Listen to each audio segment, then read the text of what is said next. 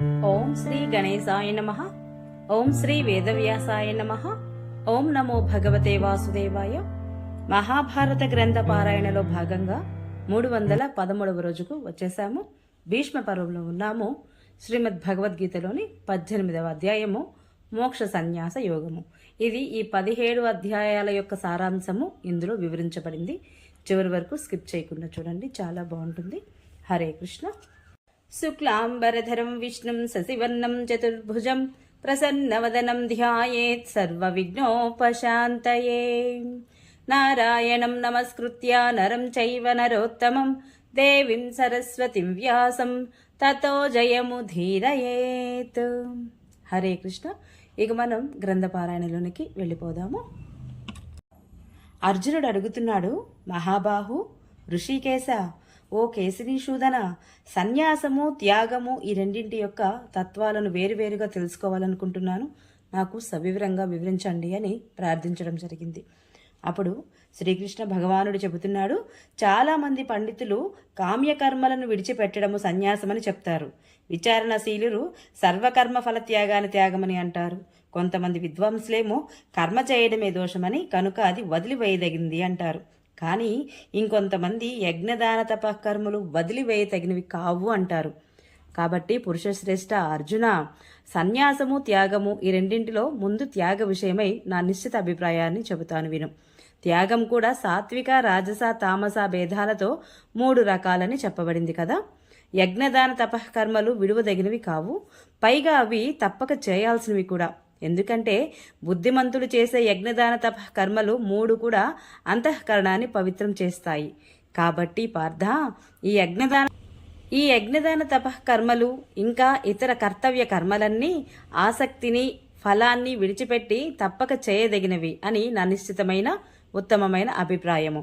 నిషిద్ధమైన కామ్యకర్మలను విడిచిపెట్టడము ఉచితం కానీ నియమితమైన కామ్యకర్మలను విడిచిపెట్టడం ఉచితం కానీ నియమితమైన కర్మలను విడవడము తగినది కాదు. అజ్ఞానం వలన వాటిని విడిచివేయడము తామస త్యాగము అనిపించుకుంటుంది. ఇదంతా దుఃఖపూరితమే అనుకుని శారీరక కష్టానికి భయపడి కర్తవ్య కర్మలను దేనినైనా విడిచిపెడితే అది రాజస త్యాగము అవుతుంది. పైగా అలా త్యాగం చేసిన త్యాగఫలం మాత్రం లభించదు. అర్జున, శాస్త్రవిహితమైన కర్మ చేయదగినదే అని భావించి ఆసక్తిని ఫలాన్ని కూడా విడిచిపెట్టి నియతమైన కర్మను చేస్తే అది సాత్విక త్యాగము అనిపించుకుంటుంది. అకుశలమైన కర్మ పట్ల ద్వేషం గాని కుశల కర్మ పట్ల ఆసక్తి గాని లేని శుద్ధ సత్వగుణయుక్తుడు, సంశయరహితుడు, మేధావి అయిన వాడే అసలైన త్యాగిగా చెప్పబడతాడు. శరీరధారి అయిన మనుష్యుడు పూర్తిగా అన్ని కర్మలను వదిలిపెట్టడానికి శక్యం కాదు. కాబట్టి కర్మఫలాన్ని త్యజించిన వాడే త్యాగి అని చెప్పబడతాడు. కర్మఫలాన్ని త్యాగం చేయని వారి యొక్క కర్మలకు అనిష్టం అంటే చెడు, ఇష్టం అంటే మంచి, మిశ్రం అని 3 రకాలైన ఫలితాలు మరణించిన తర్వాత కూడా తప్పకుండా కలుగుతాయి వారికి. కానీ కర్మఫలాన్ని విడిచిన వాడికి ఎప్పుడు కూడా ఆ ఫలితాలు ఉండవు. మహాబాహు, సర్వకర్మలు సిద్ధించడానికి సాంఖ్యశాస్త్రంలో కర్మలు అంతరించడానికి చెప్పిన ఈ 5 కారణాలను నేను చెప్తాను, చక్కగా విను. కర్మలు సిద్ధించడానికి అధిష్టానము, కర్త, భిన్న రకాలైన సాధనాలు, రకరకాలైన వేర్వేరు చేష్టలు, కారణాలు, అలాగే 5వ హేతు దైవము. నరుడు శరీర వాంగ్మనస్సులలో న్యాయమైనదైనా తద్విరుద్ధమైనదైనా ఏ పని ప్రారంభించినప్పటికీ దానికి ఈ 5 కారణాలుగా చెప్పబడుతున్నాయి. ఈ విషయం ఇలా ఉన్నప్పటికీ శుద్ధ బుద్ధి లేని కారణంగా కర్మలు జరగడానికి శుద్ధ స్వరూపమైన ఆత్మనే కర్తగా తలచే దుర్మతి అయిన అజ్ఞాని వాస్తవాన్ని గమనించడం లేదు. అంతఃకరణంలో నేను కర్తను అనే భావం లేనివాడు, ప్రాపంచిక పదార్థాలలో కర్మలలో తగులుకోని వాడు, ఈ లోకాలన్నింటినీ మట్టుపెట్టిన వాస్తవానికి అతడు చంపినవాడు కాడు. అతనిని ఏ పాపము బంధించదు. జ్ఞాత, జ్ఞానం, జ్ఞేయం అని కర్మచోదన 3 రకాలుగా ఉంటుంది. కర్త, కరణం, కర్మ అని కర్మ సంగ్రహం 3 రకాలుగా ఉంటుంది. జ్ఞాత, జ్ఞేయం, జ్ఞానం అని కర్మచోదన 3 రకాలుగా ఉంటే కర్త, కరణం కర్మ అని కర్మ సంగ్రహం 3 రకాలుగా ఉంటుంది. గుణ సంఖ్యను చెప్పే శాస్త్రంలో జ్ఞానము, కర్మ, కర్త కూడా గుణభేదాన్ని బట్టి మూడు విధాలుగా చెప్పబడింది. వాటిని కూడా పూర్వంలాగే చక్కగా విను.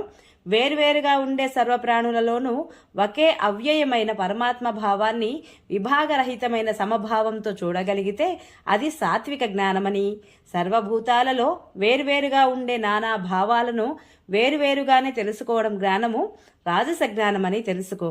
ఒక కార్యరూపమైన శరీరంలోనే సంపూర్ణమైన అహైతుకమైన తత్వార్థరహితము తుష్యము అయిన ఆసక్తిని కలిగి ఉంటే ఆ జ్ఞానము తామసమని అంటారు. శాస్త్రభీతమైనట్టి కర్తృత్వాభిమానం లేనట్టి రాగద్వేషాలు లేకుండా ఫలాన్ని కోరకుండా చేసినట్టి కర్మను సాత్విక కర్మ అంటారు. భోగాలు కోరుకునేవాడు గాని అహంకారం కలవాడు కానీ మిక్కిలి ఆయాసపడి చేసే కర్మ రాజస కర్మ అనిపించుకుంటుంది. ఇక పరిణామము, క్షయం, హింస, సామర్థ్యము ఇవేమీ గమనించకుండా కేవలం అజ్ఞానంతోనే ఆరంభింపబడే కర్మ తామసమని చెప్పబడుతుంది. సంగరహితుడు, నేను చేస్తున్నాను అని అననివాడు, ధైర్యం, ఉత్సాహం కలిగినవాడు, కార్యం సిద్ధించినా సిద్ధించకపోయినా హర్షశోకములనే వికారాలు పొందనివాడు సాత్వికుడైన కర్త అవుతాడు. ఆసక్తి గలవాడు, కర్మఫలాన్ని కోరుకునేవాడు, లోభి అయినవాడు, హింసించే స్వభావం కలవాడు, అశుచుడు, హర్షశోకాలు కలిగినవాడు రాజసకర్తగా చెప్పబడతాడు. అయుక్తుడు, ప్రాకృతుడు, గర్విష్టి, ధూర్తుడు, ఇతరుల జీవనాధారాలను నాశనం చేసేవాడు, సోమరితనం కలవాడు, శోకించేవాడు, దీర్ఘసూత్రి అయిన కర్తను తామసకర్తగా చెప్పబడింది. ఇక బుద్ధికి, ధృతికి కూడా గుణాలను బట్టే ఉండే 3 రకాల భేదాలను సంపూర్ణంగా వేర్వేరుగా చెప్తాను, జాగ్రత్తగా విను. పార్థ, ప్రవృత్తి మార్గాన్ని, నివృత్తి మార్గాన్ని, కార్యాన్ని, అకార్యాన్ని, భయాన్ని, అభయాన్ని, బంధాన్ని, మోక్షాన్ని యథార్థంగా తెలుసుకునే బుద్ధి సాత్విక బుద్ధి. ధర్మాలను, కర్తవ్యాలను యథార్థంగా తెలుసుకోలోని బుద్ధి రాజస బుద్ధి అవుతుంది. ఇక తమోగుణం చేత ఆవరింపబడి అధర్మాన్ని ధర్మంగాను, సమస్త కార్యాలను విపరీతంగాను భావించే బుద్ధి తామస బుద్ధి. పార్థ, ధ్యానయోగం ద్వారా మన ప్రాణేంద్రియాల యొక్క కార్యాలను ఏమాత్రం చలించని ధృతితో ధరిస్తూ ఉంటే ఆ ధృతిని సాత్విక ధృతి అంటారు. ఫలాకాంక్షి అయినవాడు ఏ ధారణాశక్తి ద్వారా అత్యంత ఆసక్తితో ధర్మార్థ కామాలను ధరిస్తూ ఉంటాడో ఆ ధారణాశక్తియే రాజస ధృతి. పార్థ, దుష్టబుద్ధి కలవాడు ఏ ధారణాశక్తి చేత నిద్ర, భయం, శోకం, దుఃఖం, ఉన్మత్తత కూడా విడిచిపెట్టడో అది తామస ధృతి. భరతసత్తమా, ఇప్పుడు 3 రకాలైన సుఖాన్ని గురించి చెప్తాను విను. సాధకుడు భజన, ధ్యాన, సేవాదులనే అభ్యాసం చేత రమిస్తున్నప్పుడు దుఃఖం పూర్తిగా తొలగిపోయినప్పుడు కలిగే సుఖము అది మొదట్లో విషంలా అనిపించినప్పటికీ కూడా పరిణామంలో అమృతతుల్యంగా ఉంటుంది. కాబట్టి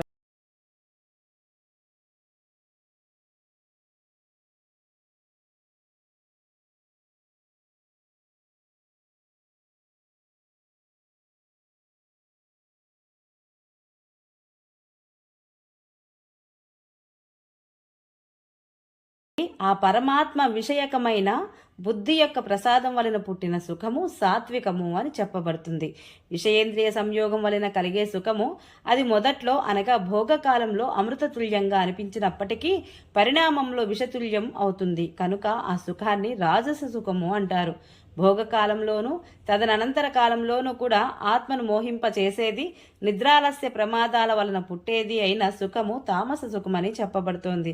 భూమిపైన గాని, ఆకాశంలో గాని, దేవతలలో గాని, ఇంకా ఎక్కడైనా గాని ప్రకృతిజన్యమైన ఈ 3 గుణాల నుండి విముక్తమైన ప్రాణి ఏదీ లేనే లేదు. పరంతప బ్రాహ్మణ, క్షత్రియ, వైశ్య, శూద్రుల యొక్క కర్మలు స్వభావజన్యమైన గుణాల చేత విభజించబడ్డాయి. మనోనిగ్రహము, ఇంద్రియ నిగ్రహము, ధర్మాచరణం కోసం కష్టాన్ని సహించడము, బాహ్యాభ్యంతరాలలో శుచిగా ఉండడము, ఇతరుల అపరాధాలను క్షమించడము, రుజుత్వము కలిగి ఉండడము, వేదశాస్త్రాల యొక్క అధ్యయనము, అధ్యాపనం చేయడము, పరమాత్మ తత్వాన్ని అనుభవంలోనికి తెచ్చుకోవడము, వేదశాస్త్రాలు, భగవంతుడు, పరలోకము వీటి పట్ల శ్రద్ధ కలిగి ఉండడము ఇవన్నీ బ్రాహ్మణులకు స్వాభావిక కర్మలుగా చెప్పబడ్డాయి. శౌర్యం, తేజస్సు, ధైర్యము, చాతుర్యము, యుద్ధంలో వెనుతిరగకపోవడము, దానం చేయడము, ఈశ్వర భావము ఇవన్నీ క్షత్రియులకు స్వాభావిక కర్మలు. వ్యవసాయం, గోపాలనం, క్రయ విక్రయ రూపమైన సత్య వ్యవహారము, ఇవి వైశ్యులకు స్వాభావిక కర్మలు. అన్ని వర్ణాల వారికి సేవ చేయడము శూద్రులకు కూడా స్వాభావిక కర్మయే. తమ తమ స్వాభావిక కర్మలలో తత్పరులై ఉండేవారికి భగవత్ప్రాప్తి రూపమైన సిద్ధి కలుగుతుంది. స్వకర్మ నిరతులైన వారికి సిద్ధి ఎలా కలుగుతుందో అది విను.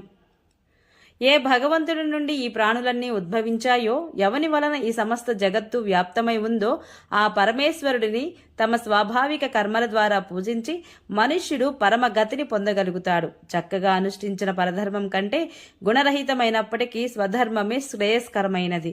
స్వాభావికంగా నియమితమైన స్వధర్మ రూపమైన కర్మ చేసే మానవుడు పాపాన్ని పొందడు. కౌంతేయ, దోషయుక్తమైన సహజమైన కర్మను విడవకూడదు. ఎందుకంటే పొగ చేత అగ్ని కప్పబడినట్లుగా అన్ని కర్మలు ఏదో ఒక దోషం చేత ఆవరించబడి ఉంటాయి. అన్నింటి యందు అసక్తమైన బుద్ధి కలవాడు, కోరికలు నశించినవాడు, జయించబడిన మనస్సు కలవాడు సన్యాసం చేత నైష్కర్మ్య సిద్ధిని పొందగలడు. కౌంతేయ, అలా సిద్ధిని పొందినవాడు ఏ రీతిగా బ్రహ్మను పొందుతాడో జ్ఞానయోగానికి పరమైన నిష్ట ఏదో సంక్షిప్తంగా చెబుతాను విను. విశుద్ధమైన బుద్ధితో యుక్తుడై సాత్వికమైన ధారణాశక్తితో అంతఃకరణాన్ని ఇంద్రియాలను అదుపులో ఉంచుకొని శబ్దాది విషయాలను విడిచిపెట్టి రాగద్వేషాలను నశింపచేసుకొని ఏకాంతము పరిశుద్ధము అయిన ప్రదేశంలో ఉన్నవాడై తేలిక అయిన సాత్వికమైన నియమిత భోజనం చేస్తూ మనస్సును వాక్కులను శరీరాన్ని వశపరుచుకొని నిరంతరం ధ్యానమగ్నుడై దృఢమైన వైరాగ్యాన్ని ఆశ్రయించిన వాడై అహంకారం, బలం, దర్పం, కామం, క్రోధం, పరిగ్రహం ఇవన్నీ విడిచిపెట్టి మమకార రహితుడై శాంతియుక్తుడై ఉండేవాడు బ్రహ్మతో అభిన్నమైన స్థితిని పొందడానికి అర్హుడవుతాడు. అలా బ్రహ్మభూతుడు అయిన ప్రసన్న చిత్తుడు ఎవరి గురించి శోకించడు, దేనిని కాంక్షించడు. సమస్త ప్రాణుల యందు సమబుద్ధి కలిగిన అతడు నా యందు పరమభక్తిని పొందుతాడు. పరాభక్తితో నన్ను గూర్చి నేను ఎవరినో ఎంతటి వాడినో ఉన్నదున్నట్లుగా తెలుసుకుంటాడు. ఆ భక్తి వల్ల తత్వతః తెలుసుకున్న తదనంతరము నన్ను చేరుకోగలుగుతాడు. నన్ను విడువకుండా ఎల్లప్పుడూ సమస్త కర్మలను చేస్తూనే ఉన్న కర్మయోగి నా అనుగ్రహం వలన శాశ్వతమైన అవ్యయమైన పరమపదాన్ని పొందుతాడు. సర్వకర్మలను మనసుతోనే నాకు అర్పించి సమత్వ బుద్ధి అనే యోగాన్ని ఆశ్రయించి మత్పరాయణుడై నిరంతరము నా యందే మనస్సును కలవాడై పైన చెప్పినట్లుగా నీవు నా యందు మనసు పెడితే నా దయ వలన అన్ని కష్టాల నుండి తరించగలుగుతావు. అలా కాకుండా అహంకారం వలన నా మాట వినకపోతే నష్టపోతావు. ఒకవేళ అహంకారాన్ని ఆశ్రయించి యుద్ధం చేయను అని నీవు భావిస్తే నీ యొక్క నిశ్చయము అసత్యమే అవుతుంది. ఎందుకంటే నీ స్వభావమే నిన్ను బలవంతంగా యుద్ధం చేయడానికి నియోగిస్తుంది. కౌంతేయ, మోహంతో ఏ కర్మనైతే చేయడానికి నీవు ఇష్టపడడం లేదో దానిని కూడా స్వాభావికమైన స్వకర్మలను బద్ధుడవై అవసుడవై చేస్తావు. అర్జున, శరీరమనే యంత్రంలో ఆరూఢమై ఉన్న సమస్త ప్రాణులను అంతర్యామి అయిన పరమేశ్వరుడు తన మాయచేత వారి వారి కర్మలను అనుసరించి తిప్పుతూ సర్వ ప్రాణుల హృదయ ప్రదేశాలలో నిలిచి ఉంటాడు. ఓ భారత, నీవు సర్వ విధాలా అతనినే శరణు పొందు. అతని అనుగ్రహం వలన పరమశాంతి శాశ్వతమైన పదాన్ని పొందుతావు. ఇలా నేను నీకు రహస్యాలన్నింటికంటే మిక్కిలి రహస్యమైన జ్ఞానాన్ని చెప్పాను. ఇక నీవు దీనిని పూర్తిగా చక్కగా ఆలోచించుకొని నీకు ఎలా నచ్చితే అలా చెయ్యి. సమస్త రహస్యాల కంటే కూడా రహస్యమైన నా పరమమైన మాటలను నీవు మళ్ళీ విను. నీవు నాకు మిక్కిలి ఇష్టడవు కనుక నీకు హితకరమైన మాటలను చెబుతున్నాను. అర్జున, నాయందే మనసు నిలుపు, నా భక్తుడివి కమ్ము, నన్ను పూజించు, నాకు నమస్కరించు. ఇలా చేస్తే నన్నే పొందుతావు. ఇది సత్యమని ప్రతిజ్ఞ చేస్తున్నాను. ఎందుకంటే నీవు నాకు ఇష్టడవు కనుక అన్ని ధర్మాలను విడిచిపెట్టి సర్వశక్తిమంతుడను సర్వధారుడను పరమేశ్వరుడును అయిన నన్ను ఒక్కడినే శరణు పొందు. నేను నిన్ను సర్వ పాపాల నుండి విముక్తుడిని చేస్తాను, విచారించకు. ఈ గీత అనే రహస్యమైన ఉపదేశము ఎప్పుడు కూడా తపస్సు చేయనివానికి, భక్తి రహితునికి, వినడానికి ఇష్టం లేని వాడికి, నన్ను ద్వేషించే వారికి చెప్పకూడదు. నా యందు పరమ భక్తిని కలిగి ఈ పరమ గుహ్యమైన ఉపదేశాన్ని నా భక్తులకు చెప్పినవాడు నన్నే పొందుతాడు. ఇది నిస్సంశయం. మనస్సులో అతనిని మించిన ఇష్టకృత్యం చేసినవాడు నాకు ఎవడు ఉండడు. ఈ భూమిపై నాకు అతని కంటే ఇష్టుడైన వేరొకడు కలుగడు కూడా. ఈ ధర్మమయమైన మన ఇద్దరి యొక్క ఈ సంవాదాన్ని ఎవడు పఠిస్తాడో అతని చేత జ్ఞానరూపమైన యజ్ఞం ద్వారా నేను పూజింపబడతాను అని నా ఉద్దేశము. శ్రద్ధావంతుడు అసూయారహితుడు అయిన మానవుడు వినినా కూడా అతడు కూడా ముక్తుడై పుణ్యకర్మలను చేసేవారు పొందే ఉత్తమ లోకాలను పొందుతాడు. పార్థ, నీవు ఏకాగ్రమైన మనసుతో దీనిని విన్నావా? ధనంజయ, ఆ అజ్ఞానం వలన కలిగిన నీ మోహము నశించిందా? అర్జునుడంటున్నాడప్పుడు, అచ్యుత, నీ దయవలన నాకు మోహం నశించింది, స్మృతి లభించింది, సందేహాలన్నీ తీరిన వాడినైనాను, నీ మాటలు పాటిస్తాను. సంజయుడు చెబుతున్నాడు, ఈ రకంగా మహాత్ముడైన వాసుదేవుని యొక్క పార్థుని యొక్క అద్భుతమైన పులకరింపజేసే ఈ సంవాదాన్ని నేను విన్నాను. మహర్షి యొక్క అనుగ్రహం వలన దివ్య దృష్టిని పొంది ఈ పరమ గోపనీయమైన యోగాన్ని అర్జునుడుకు యోగీశ్వరుడైన శ్రీకృష్ణ భగవానుడు స్వయంగా చెబుతూ ఉండగా నేను ప్రత్యక్షంగా విన్నాను. రాజా, శ్రీకృష్ణ భగవానుడి యొక్క అర్జునుడి యొక్క ఈ రహస్యమైన కళ్యాణకారకమైన అద్భుతమైన సంవాదాన్ని తలుచుకొని నేను పదే పదే మురిసిపోతున్నాను. రాజా, శ్రీహరి యొక్క ఆ అద్భుతమైన రూపాన్ని కూడా తలుచుకొని నాకు మహా ఆశ్చర్యం కలుగుతోంది. పదే పదే పులకించిపోతున్నాను. యోగీశ్వరుడు అయిన శ్రీకృష్ణుడు, ధనుర్ధనుడైన పార్థుడు ఎక్కడ ఉంటాడో అక్కడే సంపద, విజయము, ఐశ్వర్యము, న్యాయం ఉంటాయని నా ఉద్దేశము. ఎత్ర యోగీశ్వర కృష్ణో ఎత్ర పార్థో ధనుర్ధర తత్ర శ్రీ విజయోర్భూతి ధ్రువాని తిర్మతిర్మమ. హరే కృష్ణ కృష్ణ కృష్ణ హరే హరే, హరే రామ రామ రామ హరే హరే. హరే కృష్ణ. ఈరోజు పారాయణ ఇంతటితో సమాప్తం. ఈ వీడియో మీకు నచ్చినట్లయితే దయచేసి లైక్ చేయండి, షేర్ చేయండి, కామెంట్ చేయండి. మీరు లైక్ చేయడం వల్ల ఇంకా ఎంతోమందికి ఈ వీడియో చేరే అవకాశం ఉంటుంది.